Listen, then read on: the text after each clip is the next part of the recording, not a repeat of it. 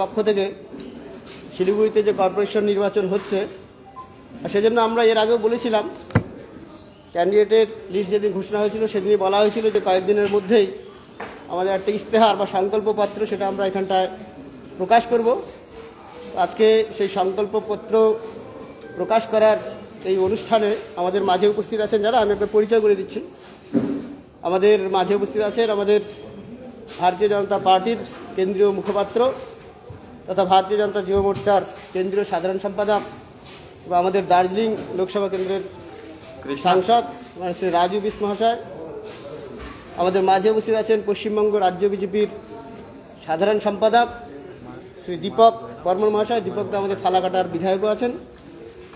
সঙ্গে উপস্থিত আছেন ভারতীয় জনতা পার্টির পশ্চিমবঙ্গ প্রদেশের দুজন সহসভাপতি মাননীয় শ্রী সঞ্জয় সিং মহাশয় এবং মাননীয় শ্রী রথীন্দ্র বোস মহাশয়। আমাদের মাঝে উপস্থিত আছেন আমাদের এই উত্তরবঙ্গ জোনের কনভেনার মাননীয় শ্যামচাঁদ ঘোষ মহাশয়। আমাদের মাঝে উপস্থিত আছেন আমাদের শিলিগুড়ির বিধায়ক এবং আমাদের রাজ্যের সম্পাদক মাননীয় শ্রী শঙ্কর ঘোষ মহাশয়, শঙ্করদা। পেছনে আমাদের আছেন ফাঁসি দেওয়ার বিধায়ক শ্রী দুর্গা মুর্মু মহাশয়। আমাদের ইলেকশন ম্যানেজমেন্ট কমিটি যেটা শিলিগুড়ি জেলার আছে তার এখানকার ইনচার্জ আছেন যিনি শ্রী সুশীল মিত্তাল, আমাদের জেলার ভাইস প্রেসিডেন্টও আছেন। তা আমাদের এই সংকল্পপত্র আজকে প্রকাশ করা হবে। তো রাজুজি আছেন আমাদের সাংসদ, আর রাজুজি এখন সংকল্পপত্র সম্পর্কে আর কিছু আপনাদের সামনে বিস্তারিত তুলে ধরবেন।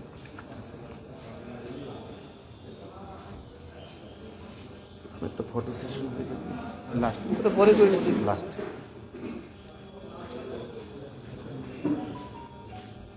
समाज के साथ बोलना थोड़ा डिफिकल्ट है। ওটা তো ওটা পরে করে নিচ্ছি।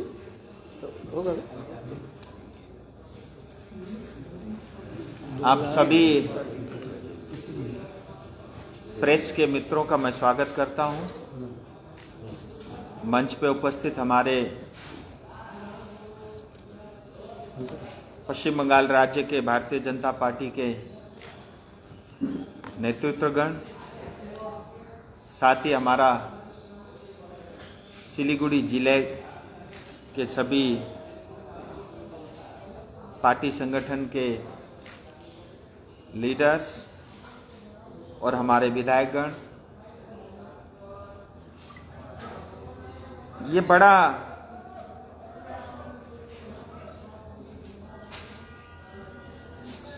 कठिन समय होता है। मैनिफेस्टो बहुत सरलता से 5 चीजें बोली भी जा सकती है।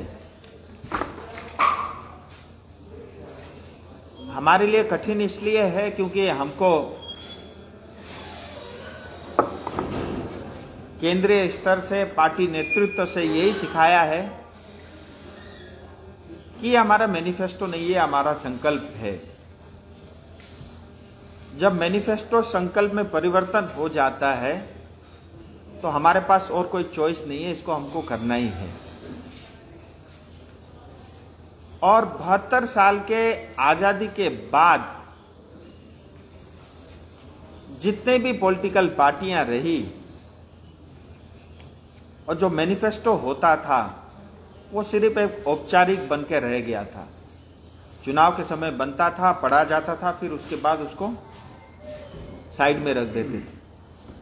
लेकिन भारतीय जनता पार्टी जब से सत्ता में आई है मैनिफेस्टो को संकल्प मान के उसको पूरा कर रही है। और इतिहास उठा के देखेंगे कि जो संकल्प पत्र में बातें लिखी जाती है उसको सबसे ज्यादा अगर परसेंटेज टर्म में किसी ने एग्जीक्यूट किया है वो मोदी जी की नेतृत्व में भारतीय जनता पार्टी ने किया है। और हमारे यहां तो संकल्प पत्र के लिए एक कमेटी का गठन होता है। चुनाव के पश्चात आज हमको वो देखना पड़ता है, बार बार हमसे पूछा जाता है कि मैनिफेस्टो में कितने पॉइंट रह गए हो गए और कितने अभी बाकी है और उसका आगे टाइम फ्रेम और प्लानिंग क्या है। सो इतना महत्व है। तो हमारे लिए भी ये एक अवसर भी था और हमारे लिए एक ये परीक्षा की घड़ी भी थी कि सिलीगुड़ी की समस्याओं को एकत्र करके हम एक संकल्प पत्र सिलीगुड़ी की जनता के सामने आपके माध्यम से रखें और ये संकल्प पत्र सिलीगुड़ी शहर को सपनों का शहर बनाने का यह संकल्प पत्र है। इस संकल्प पत्र में 5 साल की हमारी जो योजनाएं और हमने जो काम करने हैं उसके बारे में उल्लेख किया गया है। बड़ी प्रमुखता से हमने एक इसमें कहा है कि सिलीगुड़ी जो है ये ग्रोथ इंजन होगा नॉर्थ बंगाल का, सिलीगुड़ी ये ग्रोथ इंजन होगा नॉर्थ ईस्ट का। क्योंकि अगर सिलीगुड़ी का विकास नहीं होगा तो फिर हम नॉर्थ बंगाल की विकास की कल्पना नहीं कर सकते, वो अपराध होगा। इसी के साथ हमने बहुत प्रमुखता से ये बात इसमें कही है कि हिंदुस्तान का सबसे बड़ा ट्रेड और कॉमर्शियल हब हम सिलीगुड़ी को बनाएंगे। सिलीगुड़ी भारत का एक वर्ल्ड क्लास सिटी होगा और साथ ही साथ एक ग्रीन सिटी भी होगा, पॉल्यूशन भी नहीं होगा, सीएनजी का प्रयोग ज्यादा से ज्यादा होगा, पब्लिक ट्रांसपोर्ट को बढ़ावा दिया जाएगा। आज एयरपोर्ट से सिलीगुड़ी आने के लिए 1000 रुपए लगता है, आने वाले समय में एयरपोर्ट से लेकर के सिलीगुड़ी तक लोग जो है आसानी से पब्लिक ट्रांसपोर्ट के माध्यम से आ सकते हैं। सिलीगुड़ी स्वच्छ होगा, क्लीन होगा। ये एक बड़ी समस्या है। मैं कल से 10 वार्ड घूम चुका हूं। सिलीगुड़ी में नदियां नाले बन गए हैं। वार्ड नंबर 2 में जाकर के आप देखिए, वार्ड नंबर 1 में जाकर के देखिए कैसी स्थिति में हमारी जनता रहती है। घर के सामने नाला बह रहा है, इतनी गंदगी, इतनी बदबू है, बच्चे बीमार हो रहे हैं, लोगों को डेंगू हो जाता है, महिलाओं की डेथ हो रही है, लेकिन कॉरपोरेशन का उसमें कोई योगदान नहीं है। कॉरपोरेशन चुप बैठा है, शांत बैठा है। इसी तरह जो है हमारी पश्चिम बंगाल की सरकार भी चुप बैठी है। तो हमने ये प्राथमिकता दिया कि 5 साल तक सिलीगुड़ी में झाड़ू लगाने का काम भारतीय जनता पार्टी की सरकार करेगी। हम सिलीगुड़ी को साफ भी बनाएंगे, स्वच्छ भी बनाएंगे, साथ ही साथ एक ऑनेस्ट और सिंसियर गवर्नेंस सिलीगुड़ी को मिलेगा, जहां करप्शन फ्री होगा, कटमनी फ्री होगा, व्यापारियों से चुनाव के नाम पे पैसे वसूले नहीं जाएंगे। मैं ये बात इसलिए कह रहा हूं, जब भी चुनाव होता है व्यापारी वर्ग फोन उठाना बंद कर देता है, क्योंकि उसको पता है कोई नेता, कोई पार्टी उससे पैसा मांग रहा होता है। और मैं अपना उदाहरण देता हूं, मुझे 3 साल होने को है, 1 रुपया भी आज तक मैंने किसी से नहीं लिया चुनाव के लिए। और यही हमारी पार्टी की विचारधारा है, यही पार्टी हमें सिखाती है। हमारे विधायक चुनाव लड़े, आज शंकरदा को देखिए एक स्कूटी लेके घूमते रहते हैं। हमने कहा आपको लाइफ को थ्रेटन है, आप जो है सेंट्रल सिक्योरिटी फोर्स मिले, उन्होंने मना कर दिया। इसी तरह आनंदा ने भी मना कर दिया, हमारे जो जिला अध्यक्ष है। सो करप्शन फ्री, भय मुक्त, कटमनी मुक्त सरकार हम देंगे। इसके अलावा हमने बेसिक इंफ्रास्ट्रक्चर पे बहुत जोर दिया है। Road and traffic and parking, सड़क और ट्रैफिक की समस्या और पार्किंग की, ये 3 बहुत बड़ी समस्या है। और मुझे बताते हुए एक बार फिर ये खुशी हो रही है कि बालासन नदी से लेकर के सेवक तक ये करीब 12.5 किलोमीटर, करीब 13 किलोमीटर का स्ट्रेच है, जहां दार्जिलिंग मोड़ भी आता है, चंपासरी मोड़ भी आता है, माटीगाड़ा मोड़ भी आता है। ये 4 लेन एलिवेटेड रोड बनेगा, 4 लेन की सड़क बनेगी और 1150 करोड़ रुपया NHAI ने स्वीकृति दे दी है और इसी साल ये बनना चालू होगा। और आप समझिए एलिवेटेड बनेगा, जो लोग रहते हैं उनको कोई दिक्कत भी नहीं होगी, कोई तकलीफ भी नहीं होगी। ऊपर ही ऊपर से बीच बीच में डाउन पे आएगा, ज्यादातर रोड ये एलिवेटेड रहेगा। और इसके साथ ही आपने देखा होगा आज बालासन ब्रिज टूटा हुआ है, उसके एक टांग टूटी हुई है। और ऐसी स्थिति जो है महानंदा नदी की भी है। और बालासन नदी पे 3 पुल बनेंगे, इसी तरह महानंदा नदी पे भी 3 पुल बनेंगे। ये इसलिए बन रहे हैं कि आज के 25 साल बाद ये 4 लेन एलिवेटेड को 6 लेन करना पड़ा, तो नदी के ऊपर में 6 लेन की ब्रिज जो है पुल तैयार रहेगा। और सिलीगुड़ी के चारों तरफ ये ऑलरेडी जो है आपकी जानकारी में है, इसकी सर्वे चल रही है और इसका DPR तैयार हो रहा है, वो एजेंसी को भी अलॉट कर रहे हैं। हमने देखा दिल्ली के अंदर में जब रिंग रोड बन गया चारों तरफ तो बहुत सरलता हुई, क्योंकि जिस ट्रैफिक को दिल्ली के अंदर कोई काम नहीं था, हरियाणा से मान लीजिए चंडीगढ़ से किसी को फरीदाबाद जाना हो तो पहले दिल्ली के छाती में से होते हुए जाना पड़ता था। लेकिन आज वो रिंग रोड बनने के कारण बाहर की बाहरी जो है ट्रक और ट्रैफिक का मूवमेंट होता है। इसी तरह आज कई लोगों को सिलीगुड़ी में काम ही नहीं है, चाहे कुछ बिहार वाले हो चाहे आसाम वाले हो, लेकिन फिर भी उनको जो है सिलीगुड़ी के ट्रैफिक में से छाती में से होकर के गुजरना पड़ता है। हमारे बच्चे पॉल्यूशन के कारण बीमार होते हैं, हमारे बच्चे टाइम से स्कूल नहीं पहुंच पाते, हमारे पेशेंट टाइम पे अस्पताल नहीं पहुंचने के कारण उनकी मृत्यु होती है। तो उस पर हमने विशेष जोर दिया है। हम रिंग रोड का गठन करेंगे और इंटरकनेक्टेड लोन और रोड बनाएंगे और इसको होलिस्टिक अप्रोच के रूप में पूरी की पूरी ट्रैफिक की समस्या सिलीगुड़ी से समाप्त करेंगे। और इसके साथ ही जो मैंने पहले भी बोला, पब्लिक ट्रांसपोर्ट को भी हम बढ़ावा देंगे। आप किसी भी बाजार में जाइए, कहीं भी परिवार के साथ जाइए, दवाई लेने के लिए जाइए, पार्किंग की बहुत बड़ी समस्या है। पार्किंग है ही नहीं, आप गाड़ी खड़ी कर दो बीच सड़क पे, पूरा ट्रैफिक जाम हो जाता है। So multi layer parking system को हम विकसित करेंगे और जगह जगह जो है कई स्तरीय जो है मल्टी पार्किंग को बढ़ावा देंगे। हर एक वार्ड के अंदर में हेल्थ पे फोकस करते हुए यहाँ के जो मेडिकल सिस्टम है उसको दुरुस्त करेंगे और साथ ही साथ प्राइमरी हेल्थ सेंटर हर एक वार्ड में खोलने का काम भारतीय जनता पार्टी की कॉरपोरेशन करेगी।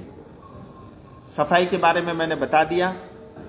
लॉ एंड ऑर्डर और सेफ्टी ये बड़ा इशू है। आज इलीगल बार चल रहे हैं, इलीगल कारोबार हो रहा है, जगह जगह शराब की दुकानें खोली हुई है, हमारे युवा पीढ़ी खराब हो रहे हैं, हमारे महिलाएं रात को घर से निकलते हुए डरती है, हमारी बहनों के साथ छेड़छाड़ होता है, लेकिन उसके बावजूद भी यहाँ की सरकार चुप है। वो इसीलिए क्योंकि वो पैसा लेते हैं उनसे।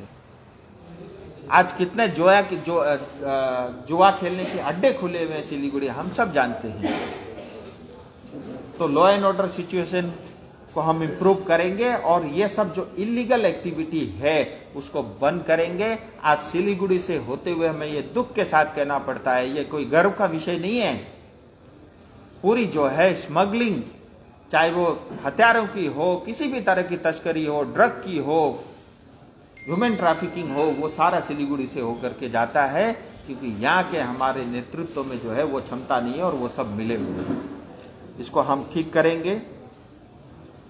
टूरिज्म पे बहुत कुछ टिका हुआ है, लेकिन आज सिलीगुड़ी की समस्या ये है कि लोग आते हैं और सिलीगुड़ी के अंदर में जो है पानी पी के फिर दार्जिलिंग कालिम्पोंग चले जाते हैं या भूटान चले जाते हैं या दूसरी। तो हम सिलीगुड़ी को भी टूरिज्म के रूप में विकसित करेंगे। हम ये कोशिश करेंगे कि लोग दार्जिलिंग भी जाए, कालिम्पोंग भी जाए, भूटान भी जाए, सब जगह जाए, लेकिन सिलीगुड़ी को भी वो देखें, डूअर्स भी जाए, कुचबिहार भी जाए, तो हम उसको भी बढ़ावा देंगे। एक पानी की समस्या बहुत बड़ी समस्या है, तो हमने ये संकल्प पत्र में ये जोर दिया है कि 24 घंटे 2022 के अंत तक साफ सुथरा पीने का जल और पानी सभी परिवार में पहुंचाने का काम भारतीय जनता पार्टी की सरकार करेगी। सीवरेज, ड्रेनेज, बारिश के समय में पानी रुक जाता है, ये आम बात है और हर एक वार्ड के अंदर में यह समस्या है। यूथ डेवलपमेंट के लिए काम करेंगे, युवाओं को ज्यादा से ज्यादा युवाओं को खेल के माध्यम से जोड़ेंगे और साथ ही साथ युवा वर्ग, भाई हो या बहन हो, जो पढ़ लिख करके तैयार होते हैं, उनको आज बेरोजगार घूमना पड़ता है, उनको या तो दूसरे शहरों में जाकर के मजदूरी, छोटे मोटे काम करने पड़ते हैं। हम उनके लिए भी अपॉर्चुनिटी क्रिएट करेंगे। हम सब जानते हैं commercial hub, trade hub, IT sector, technology investment, इतना ही नहीं, सर्विस सेक्टर को हम मतलब हिंदुस्तान में सबसे नंबर 1, क्योंकि हमारे पास वो काबिलियत है, चाहे बहनें हैं चाहे भाइयों हो, लेकिन वो इच्छा शक्ति नहीं होने के कारण हम वो नहीं कर पाएंगे। वो हम युवा पीढ़ी को आने वाले समय में हम वो अपॉर्चुनिटी क्रिएट करेंगे। और उसके साथ ही एक चीज पे हमने और जोर दिया है कि ये जो कॉरपोरेशन है ये लोगों की सुविधा के लिए है। हम नेताओं को नेता बनाने के लिए या कॉरपोरेटर बनाने के लिए जनता नहीं है। नेताओं को यह समझना होगा कि वो जनता की वजह से है और जनता के लिए है। वो नेता नहीं है, वो सेवक है और उसने जनता की सेवा करनी है। तो आने वाले समय में आप देखते होंगे कॉरपोरेशन में कोई भी सर्टिफिकेट बनाना हो, लोगों को लाइन लगाना पड़ता है, उसमें बहुत समय लगता है, कष्ट होता है। हम ज्यादा से ज्यादा इसको डिजिटलाइज करेंगे, ज्यादा से ज्यादा सुविधाएं डोर स्टेप पे मिलेगा और कॉरपोरेशन तक आपको जाने की आवश्यकता नहीं पड़ेगी। कॉरपोरेशन चल के आपके घर के आंगन तक पहुंचेगी। इस बात का भी हमने विशेष ध्यान रखा है। फिर क्वालिटी ऑफ लाइफ। देखिए, आज पैसा सब कुछ नहीं है। पैसा बहुत कुछ है लेकिन सब कुछ नहीं है। तो आज बहुत सारे देशों में तो जीडीपी जो है हैप्पीनेस से गिनते हैं। ये नहीं कि पर कैपिटा इनकम क्या, उससे नहीं, खुशी कितनी है आम जनता में, उससे कैलकुलेट होता है। चाहे डेनमार्क हो, चाहे हमारे पड़ोसी आप भूटान को भी देख लीजिए। सो क्वालिटी ऑफ लाइफ, लोगों की जीवन की गुणवत्ता बढ़े, इंप्रूव हो, उस पर हमारा विशेष जोर रहेगा। ज्यादा से ज्यादा पार्क बनाएंगे, रिक्रिएशन सेंटर बनाएंगे, परिवार के साथ लोग घूम सके, वॉक कर सके, बच्चों के साथ खेल सके, इसके ऊपर भी हमने विशेष इस पे ध्यान दिया है। और साथ ही साथ जो है उसमें पब्लिक यूटिलिटी, आप देखेंगे बाजारों में आप जाएंगे, आपको पेशाब करना हो तो किसी के घर पे घुस जाना पड़ता है। ये मुझे प्रेस में बोलते हुए बहुत अच्छा नहीं लग रहा है, ये सच्चाई है। तो उस पर भी हमारा जोर रहेगा। सो इन सब बातों को लेकर के हमने यही संकल्प लिया है कि सिलीगुड़ी की जो क्षमता है उसके हिसाब से सिलीगुड़ी को बढ़ना चाहिए। हमारे अंदर क्षमता, पोटेंशियल एनर्जी बहुत है और हमारे अंदर जो क्षमता है उसको, क्षमता को हम भूल के बैठे हैं क्योंकि हमारे ऊपर जिन्होंने राज किया ये ऐसे अंग्रेज थे जो धीरे धीरे हमारी क्षमताओं को ये जो है मारते रहे। जैसे एक कहानी आपने सुनी होगी, एक जो है शेर का बच्चा था, वो कहीं बिछड़ गया और जो है भेड़ के साथ वो बकरी के साथ मिल गया और शेर भी जो है, एक बार शेर ने उसको पकड़ लिया बच्चे को, जब बड़ा हो गया तो उसको दहाड़ने के लिए बोला तो बकरी का आवाज निकाला। तो हम शेर है लेकिन हम ये भूल गए हैं, हमको बकरा बना दिया है ये सीपीएम और टीएमसी ने मिल करके। हमें उससे आगे उठना है और जो क्षमता है, मैं फिर बता रहा हूं, इतना सुंदर शहर आपको भारत में दूसरी जगह अगर विकसित हो तो नहीं मिलेगा। एक तरफ दार्जिलिंग, कालिम्पोंग, भूटान, नेपाल, बांग्लादेश, बगल में चाइना, इतना स्ट्रेटेजिक लोकेशन, इतना खूबसूरत मौसम, इतने अच्छे खूबसूरत लोग, हिमालय के गोद में बसा हुआ, लेकिन उसके बावजूद भी हमारी क्षमताओं से हम विकसित नहीं कर पाए। सिर्फ और सिर्फ हमारे नेताओं में विजन की कमी के कारण, इच्छा शक्ति की कमी के कारण जो है आज हम इस अवस्था पे पहुंचे हैं। इस अवस्था को बदलना है और बहुत समय नहीं लगेगा, 5 साल बहुत है। इससे हम इस ट्रैक से निकल करके सही रास्ते की तरफ से बढ़ सकते हैं। और मैं एक प्रेस के माध्यम से आपको ये भी बताना चाहता हूं, 34-35 साल सीपीएम ने राज किया, 11-12 साल से टीएमसी राज कर रही है, कोई उपलब्धि नहीं है, जीरो है, ठेंगा है। सीपीएम का जहां तक मुझे पता है कि 35 साल में जो है एक एक गेट बाजार का उन्होंने फ्लाईओवर बनाया, जितना अगर मैं कहूं तो। और टीएमसी ने पिछले 10-12 साल से ये एक दार्जिलिंग मोड़ के पास में एक सड़क में जब भी आता हूं एक टावर देखता हूं, उसको पुलिस का वॉच टावर बोलते हैं, यही है ना। लेकिन आज तक पुलिस ने भी उसको वॉच नहीं किया। पैसे की बर्बादी, करप्शन और कुछ नहीं, कोई उपलब्धि नहीं है। कोई अगर ये पूछे हमसे कि बीजेपी की क्या उपलब्धि है, हम गर्व के साथ, मैं प्रवक्ता हूं, हमें पार्टी को कभी डिफेंड नहीं करना पड़ता। मुझे लगता है प्रवक्ता के लिए इससे अच्छा जो है समय काल हो भी नहीं सकता। चाहे वो 370 हो, चाहे वो राम मंदिर का बनना हो। अगर मैं देखिए, मैं एक साधारण सांसद हूं, मेरी 90% से ज्यादा अटेंडेंस है। हिंदुस्तान के जो एवरेज सांसदों का जो भाग लिया हो, चाहे डिबेट में हो, चाहे किसी भी सब्जेक्ट में हो, उससे मैं डबल हूं। वो आपकी कृपा है।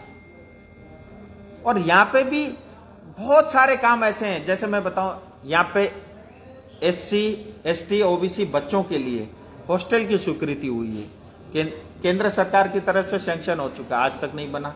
दार्जिलिंग में सैनिक स्कूल बनना था, आज तक MOU में साइन नहीं किया।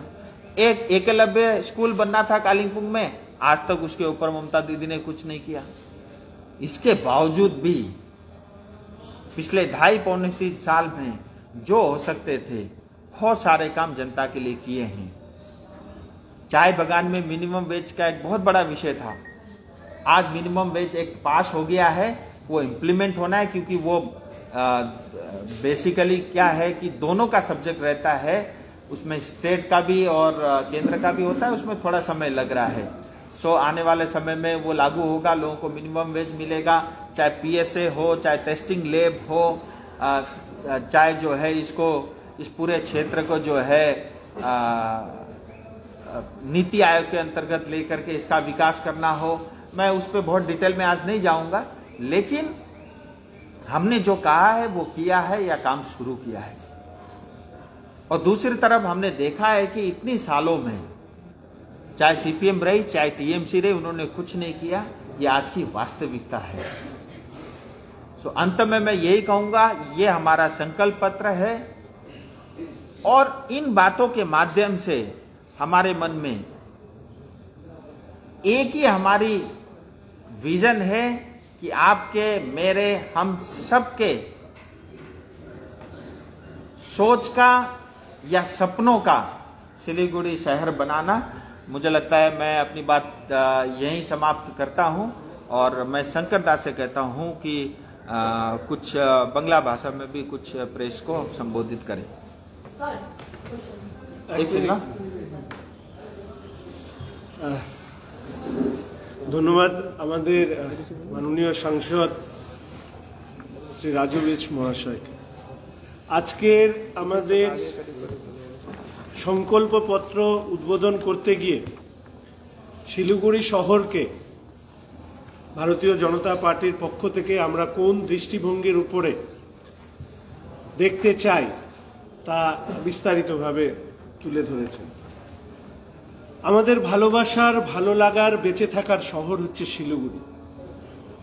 এই শিলিগুড়ি আজকে কোথাও একটা দমবন্ধ পরিস্থিতিতে উপস্থিত হয়েছে। এই শিলিগুড়ি শ্বাস নিতে চায়।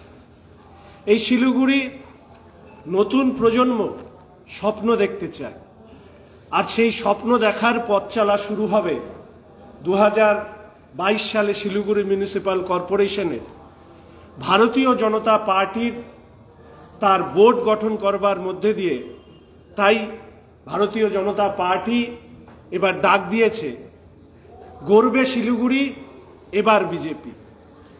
আমাদের সংকল্প যে শিলিগুড়িকে উত্তর পূর্ব ভারতের প্রবেশদ্বার নয়, শিলিগুড়িকে উত্তর পূর্ব ভারতের সর্বাধুনিক পরিবেশ বান্ধব শহর হিসাবে গড়ে তোলবার অঙ্গীকার আমরা নিয়েছি।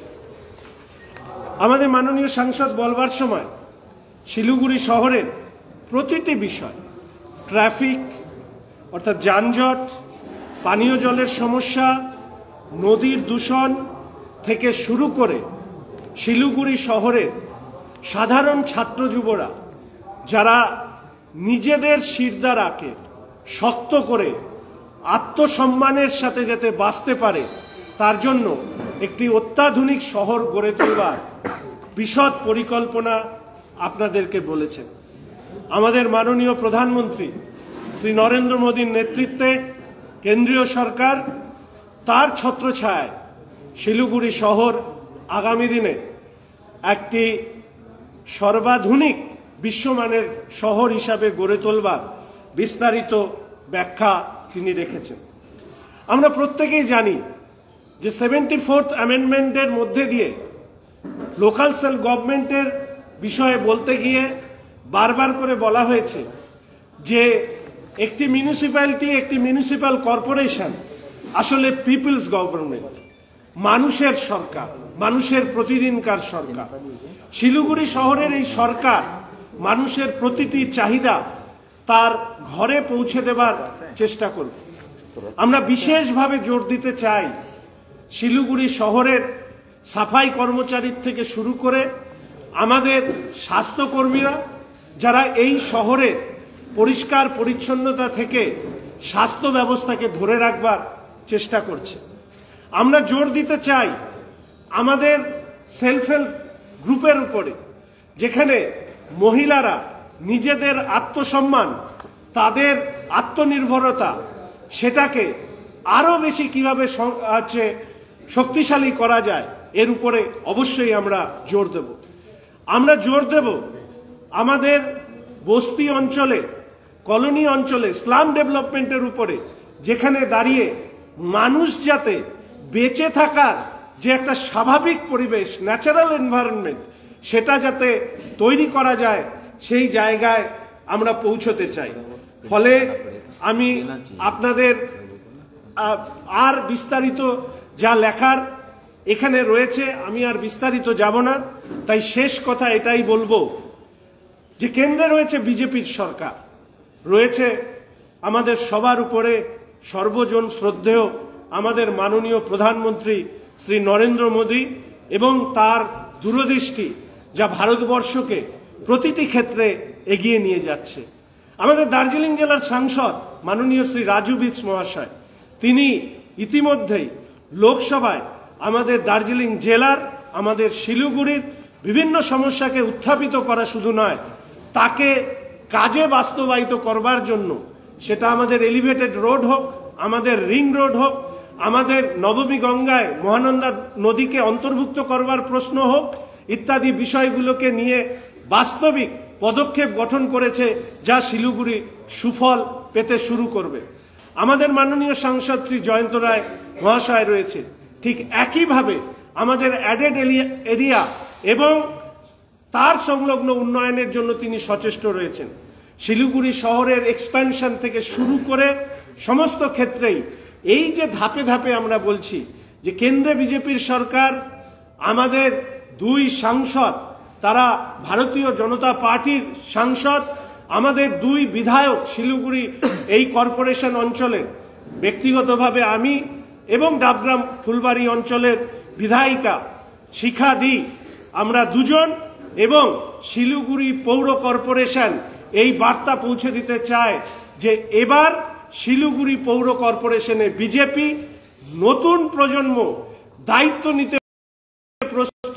শিলিগুড়ি শহরে এর আগে যারা শিলিগুড়ি শহর পরিচালনা করেছেন তাদের কাজ সময়ের সাথে মূল্যায়ন হবে। তারা মানুষের রায়ে পরাজিত হয়েছেন, তারপরেও তারা দাঁড়িয়েছেন। উল্টো দিকে ভারতীয় জনতা পার্টি 47 জনের মধ্যে 40 জন নতুন প্রার্থী আজকে আমরা মানুষের সামনে উপস্থিত করেছি। তাদের সাদা পাঞ্জাবি পায়জামাতে একটিও কালির দাগ নেই। ফলে স্বাভাবিকভাবেই এক স্বচ্ছ, সৎ, দুর্নীতিমুক্ত, ডাইনামিক ইয়াং প্রজন্মকে শিলিগুড়ি গড়বার যে ভার শিলিগুড়ির বাসী তুলে দেবে, এই আশা রাখছি। ভালো থাকুক শিলিগুড়ি, ভালো থাকুক আপনারা, ভালো থাকুক এই ভারত। এইটুকু কথা বলে আমি আমার কথা শেষ করছি। राज्यमा सत्तारूढ दल छ पार्टी है, तपाईहरुले समग्र विकासको कुरा गर्नुभएको छ। यस्तो अवस्थामा बीजेपीले कस्तो पाराले सिलगढीको विकास गर्न सक्छ? दीदी ने अच्छा प्रश्न पूछा है, कई लोगों के मन में भी ये है। वो पूछ रही है कि केंद्र में तो आप हो, ठीक है, लेकिन राज्य में तो टीएमसी, आप कैसे विकास करोगे? मैं एक बात आपको बताता हूं, देखिए, कुछ भी करने के लिए पहले तो आपकी सोच होनी चाहिए और इच्छा शक्ति होनी चाहिए। कॉरपोरेशन या म्युनिसिपैलिटी का चुनाव टीएमसी सरकार में है इसलिए नहीं कराती, ये संविधान ने कहा है इसलिए होती है। और जो कॉरपोरेशन में और म्युनिसिपैलिटी में जो पैसे आते हैं, जो स्कीम आती है, राज्य के भी आते हैं, उसमें केंद्र के भी आते हैं। और आज देखिए टीएमसी सत्ता में है उसके बावजूद भी कलकत्ता को 4000 करोड़ से ज्यादा कॉरपोरेशन को पैसा मिलता है। उसके अलावा बड़े बड़े स्कीम उनकी कलकत्ता में आते हैं। यहां तक कि हमसे नॉर्थ बंगाल से एम्स चुरा के कलकत्ता के बगल में ही जाके बना दिया। और आज सिलीगुड़ी को 250 से 300 करोड़ रुपए ये अशोकदा को दिया करते थे, और मुझे लगता नहीं वो पैसा भी पूरा आता था होगा। हम केंद्र के साथ मिलकर के हम कोशिश करेंगे, राज्य सरकार के साथ भी तालमेल बिठा करके हम प्रयास करेंगे। नहीं मानेंगे तो भी हम इतने सक्षम है कि हम केंद्र से डायरेक्ट योजनाएं ला करके लागू कर सकते हैं। एक बात। दूसरी बात, आज आपको क्या लगता है सिलीगुड़ी में थोड़ा बहुत जो भी काम हो रहा है, जो स्कीम आ रहे हैं, जो लोगों के पास डायरेक्ट डीएफटी आ रहा है, ममता दीदी दे रही है? या आपको क्या लगता है जो फ्री में राशन देती है 35 रुपए वाला, वो ममता दीदी देती है? उसमें 2 रुपया सिर्फ टीएमसी का होता है, 33 रुपया उसमें केंद्र सरकार का होता है। ये तो 1 रुपया बोल रहे हैं। 2 रुपये जनता देती है। और इतना ही नहीं, आज कोविड के समय में देखिए, वैक्सीनेशन हो, ये ऑक्सीजन प्लांट हो, मास्क हो, सैनिटाइजर हो, पीपीई किट हो, ये सारा कुछ केंद्र सरकार। आज आप देखिए पश्चिम बंगाल 5 लाख करोड़ के कर्ज में डूबा हुआ है। पंजाब में जो कर्जा है उससे बड़ा कर्जा जो है आज पश्चिम बंगाल में है। इनके पास कुछ है नहीं, इनके पास बस 2 ही चीजें, एक प्रशासन, दूसरा पुलिस। जनता भी इनके पास नहीं है। तो आप निश्चिंत रहिए। समस्या ये होती है आज, अगर हमारा म्युनिसिपैलिटी कॉरपोरेशन हो, मैं ऐसी कोई योजनाएं जो है लागू करा सकता हूं। और ये जो कॉरपोरेशन म्युनिसिपैलिटी होती है, ये हमारी अपनी सरकार होती है। विधायक और सांसद जो काम नहीं कर सकता, ये हमारी छोटी सी कॉरपोरेशन और म्युनिसिपैलिटी कर सकती है। और कुछ राजू जी, कुछ दिन पहले आप लोग Bengal MP delegation team meet of the prime minister किया था, मैं प्राइम मिनिस्टर के साथ मीट किया था। स्पेशली नॉर्थ बेंगोल में एक एम्स की प्रोजेक्ट आप लोग उनके बच्चे हाथ में रखे थे, लेकिन वो अभी तो किया जरा कहाँ तक है, और वो एम्स की लेकर आप लोग क्या पहल चला रहा है? ऐसा बंगाल को लेकर के कई बैठकें होती है, हम सार्वजनिक नहीं करते, तो मैं उस पर नहीं जाऊंगा बैठे थे कि नहीं बैठे थे। लेकिन मैं इतना जरूर कहूंगा, एम्स की घोषणा जल्द होगी और नॉर्थ बंगाल में एम्स होगा, यह भी तय है। और इतना ही नहीं, नॉर्थ बंगाल को लेकर के भारतीय जनता पार्टी का विशेष प्रेम है। दीपक दा भी मेरे बगल में बैठे हैं, विधायक भी, हमारे जनरल सेक्रेटरी भी हैं। क्योंकि नॉर्थ बंगाल से टीएमसी ने सिर्फ लूटा है और बदले में कुछ मिला नहीं है। इस स्थिति को हमको परिवर्तन करना चाहते हैं। और नॉर्थ बंगाल की जनता ने भी बार बार टीएमसी को बड़े बहुमत से जिताया है, और यह हमारा मोरली भी फर्ज बनता है। और हम बहुत इसके लिए संवेदनशील हैं, और नॉर्थ बंगाल हमारे लिए बहुत प्राथमिकता है। और कई सुरक्षा की दृष्टि से भी और डेवलपमेंट की दृष्टि से भी कई एंगल से जो है नॉर्थ बंगाल हमारे मेन एजेंडा में है। और बहुत सारी बैठकें गृह मंत्री से लेकर के प्रधानमंत्री और अलग अलग मंत्रियों के साथ समय समय में होती रहती है।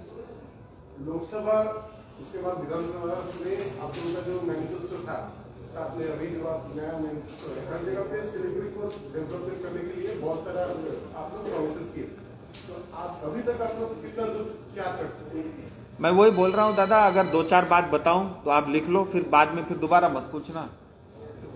1150 करोड़ रुपए सैंक्शन हो गया है। 13 किलोमीटर की सड़क बन रही है बालासन नदी से लेकर के सेवक तक।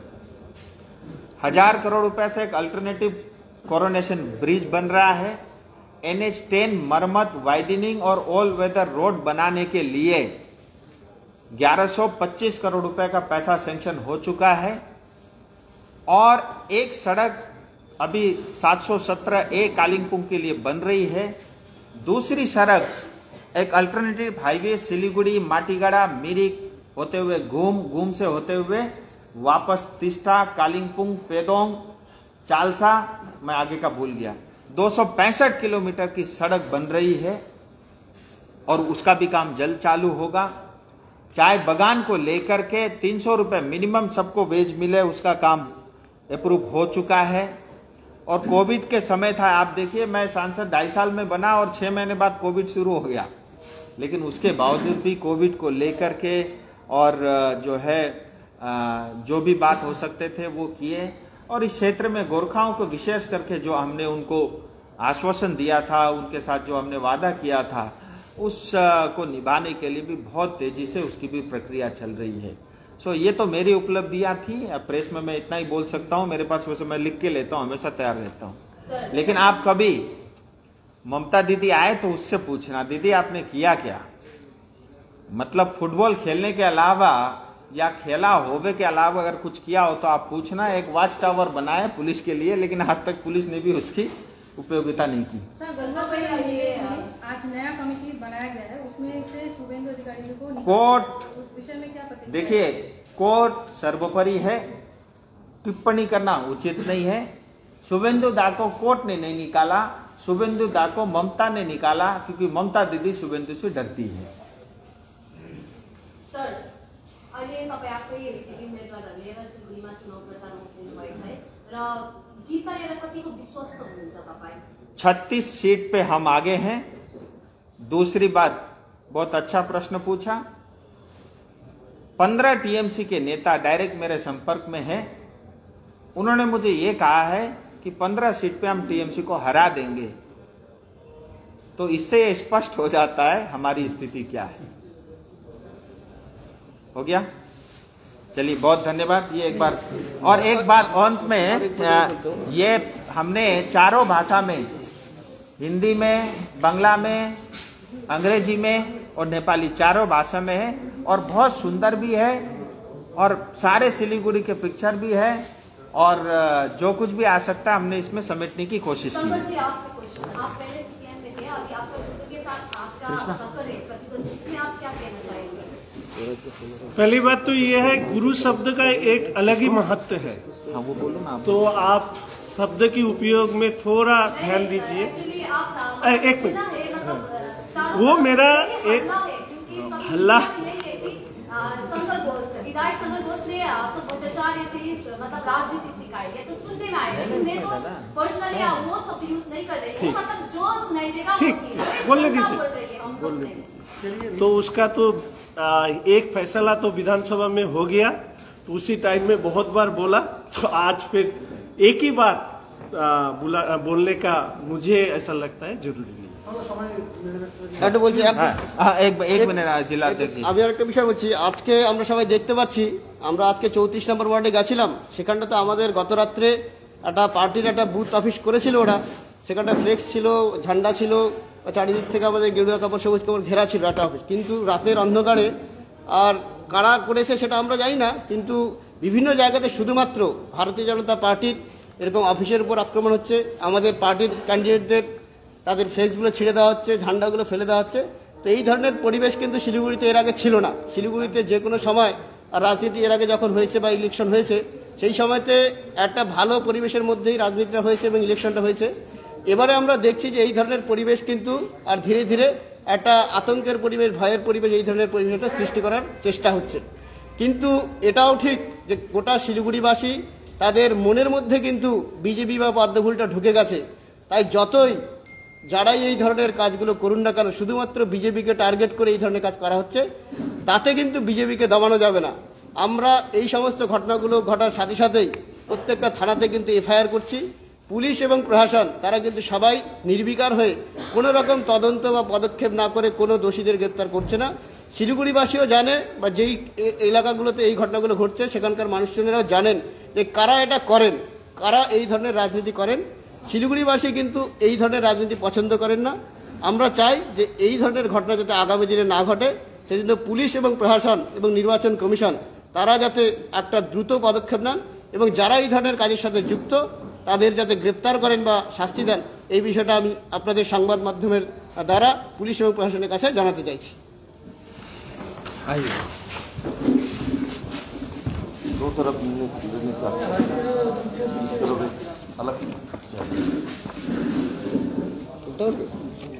ठीक है।